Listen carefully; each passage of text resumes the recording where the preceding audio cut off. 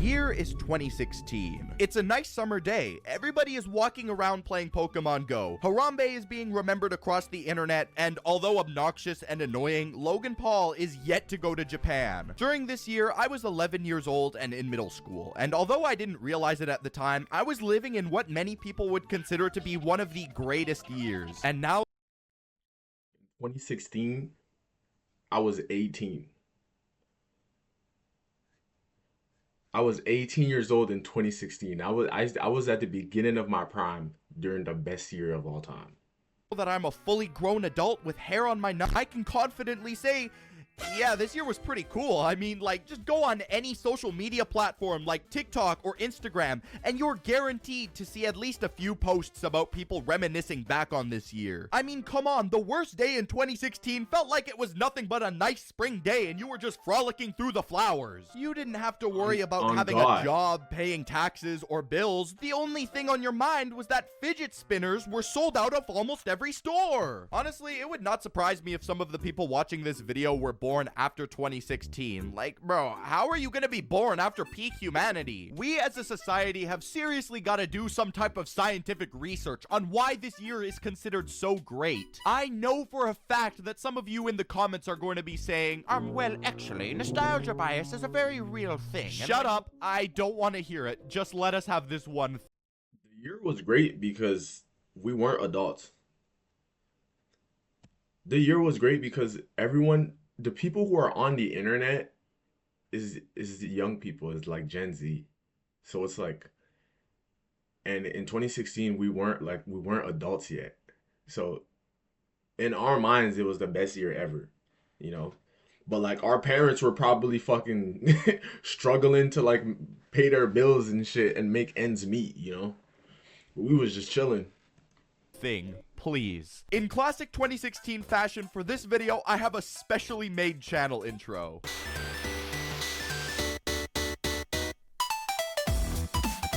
During this time, TikTok wasn't a thing, which I know now is something that I don't think we as a society would be able to handle. Short form content just wasn't really as popular as it is today. If you needed to get a fix of quick, short content, you were only given two options, Musical.ly and Vine. Now, Vine was an app where you could post these short little 6-second skits and you could grow an audience with that, and there were actually some pretty popular Vine creators. In fact, many YouTubers who you may be familiar with today got their start on this platform, like Drew Gooden, Danny Gonzalez, Lele Pons, David Dobrik, the Paul brothers. Oh god. Unfortunately though, Vine did end up shutting down because it wasn't able to maintain proper monetization for its creators, and that isn't fun. That sucks. But hey, at least we still have Musical.ly. Let's see what type of content was popping on this platform. Yo, the audio's copyrighted, so enjoy this, I guess.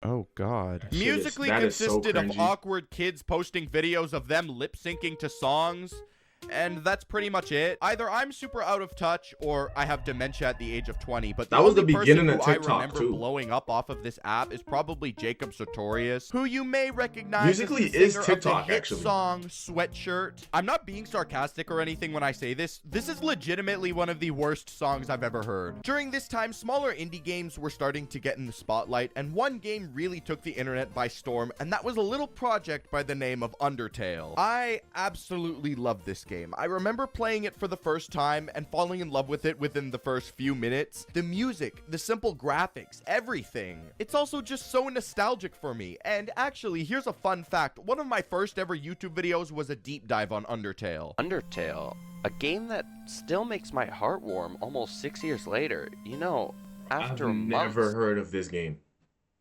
I don't think it's even remotely possible to mention 2016 without talking about the YouTube atmosphere during this time. You were able to say and do things Goated. during this time that you just Goated. wouldn't be able to get away with today, and I think a prime example of YouTube throughout this period is iDubbbz. Now, regardless of what you think of him today, his old series were prime. He Yo, YouTube back in 2016 was like, it was almost this. I feel like it was almost the same as what it is today. Just like the vibe was different. Everyone still makes vlogs and, you know, the same way they did in 2016, or like skits you know, like comedy skits and things like that. But in 2016, every YouTuber was like their own little world. Like now everyone's connected. Now like everyone does collabs and stuff. But like back then, it was just that YouTuber. Like you would listen to just that one YouTuber. None of your friends knew who it was. Like no other YouTuber was like collabing with them. Like if you ever saw a collab between two YouTubers, that was a huge thing. Like that was serious. But back then it was just like it was just like every little YouTuber was their own little world that you could like tap into outside of like everybody else. Not everything is just one. Everything is just connected. Everyone just collabs with each other. But I kind of like what it is now better, to be honest. He had things like Bad Unboxing, Content Cop, Kickstarter crap. You also had people like Filthy Frank, who was doing... What the fuck was he doing at this time? But if you take a look at the commentary side of YouTube, you had a creator named Leafy is Here, who was notorious for being one of YouTube's biggest bullies while playing Counter-Strike Surf. When I think 2016 commentary YouTube, the first thing that comes to mind is Leafy. He would start every video off with that intro and then immediately go, "What's up guys, Leafy here." All the while he was beefing with Keemstar. And now, believe it or not, there was a point where Keemstar wasn't a grumpy old Remember who that is. disgruntled man. Okay, that's a bit of a lie. He's always been a little sour. In 2016, he actually did something instead of just posting on Twitter. He used to run a Twitter? show called Drama Alert. As embarrassing as this next thing is, I feel like I still need to share it. There was a point in my life where my main source of news was Drama Alert. That's right, my main source of information was fucking Keller Keemstar. I may have not been the brightest cookie, however, I knew where I was getting my facts. The internet did also have some positive things going on, like fun little trends. For starters, you had the mannequin challenge, and that's exactly what it sounds like. You would just stand still in a certain position and someone would go around with a camera filming it. I mean, that's pretty cool, I guess. There was this one time I was like in the 5th grade and I showed up to class late and I ended up distracting everyone who was doing the mannequin challenge, and for the rest of the day, everyone was kind of pissed off at me in class. That's pretty much all I have to say about the mannequin challenge. There was another item that was not only seen all over the internet, but also in real life. And that was the fidget spinner. These I little lost crappy my pieces fidget of plastic spinner. were all over the internet that even Mr. Beast Like, himself 4 made months a video ago. about them at one point. I would be on YouTube and I would see creators talking about fidget spinners, but then I would go to school and see my classmates with them too. It was almost like a crossover episode. For those little youngins who may not be able to comprehend the advanced mechanics of a fidget spinner, they were these little triangle-shaped toys that you would spin, and that's pretty much about it. Tons of people said that these things were meant to help people who struggle with ADHD, and honestly, I think the people who believe this must have gotten their degree at the University of Bullshit, because this No, I disagree. I disagree. I love the fidget spinners. I love the fidget spinners. They definitely help you concentrate. Like people that bite their nails, people that chew on gum, people that like always flicker with shit. Like you need a fidget spinner. Like it does help. He just didn't need one. He was just a follower.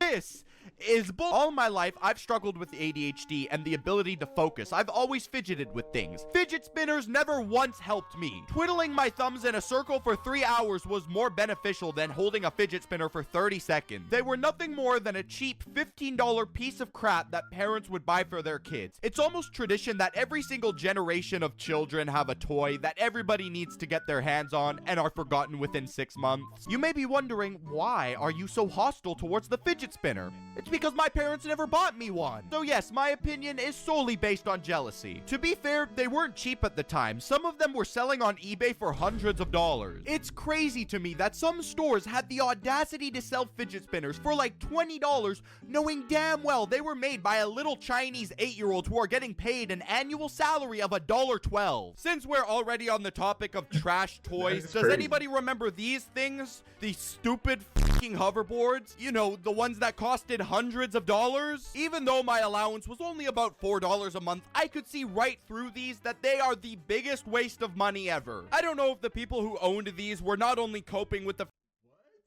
Yo, hoverboards were so sick, bro. What is... I disagree, bro. Hoverboards were so lit. What? You're literally standing on the thing and freaking move it, bro. Like what? That's crazy. That was in the, like that was the future at that point. That was literally the future at that point. The fact that they wasted hundreds of dollars on what was essentially just trash. But they were mad expensive though. They were like $300-400. But I mean, an electric scooter today is the same price, if not more expensive. Huh.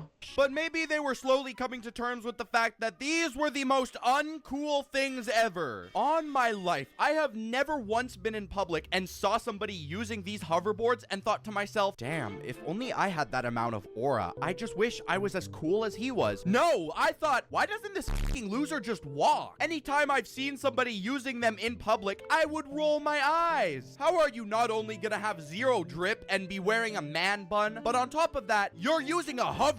Big waste of money, garbage, trash. Moving on to something that doesn't make me want to rip my own hair out, the bottle flip challenge. Everybody across the internet was participating in the bottle flip challenge. It was just simple, harmless fun. In fact, every now and then when I'm sipping on a plastic bottle and I see a little bit left, I'll decide to give it a little flip. 90% of the time it never lands because I was always terrible at it, but it does give a little bit of nostalgia and warmth to my heart. During this year, political tensions were at an all-time high due to the presidential election, and me being a kid, I knew absolutely nothing about politics. All I was paying attention to was Pokemon Go. Almost everywhere you went in public, there was some person playing Pokemon Go on their phone. This game became a global sensation, and in fact, it became so popular that it inevitably was mentioned in a political environment, and that completely ruined any interest that I had. Pokemon go to the polls.